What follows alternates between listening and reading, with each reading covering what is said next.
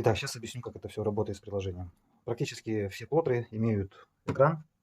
Вот он экран с платой. Это тот же самый планшет, или простой телефон, или простой планшет. То есть здесь у нас идет Android. Вот, и материнскую плату. Вот старый Rockspace. Ну, я просто для примера, что все одинаково. То есть вот у нас экран с платой и плата управления материнская. То есть вот так же и тут. То есть здесь материнская плата. И мы отключаем вот это вот планшет форварда лимитный. Просто в сторону убираем. Ну, я хочу показать, что алгоритм работы идет с платой.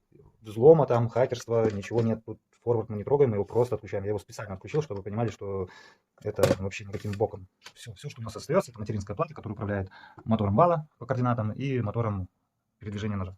Запускаем приложение. И я там нож приподнял.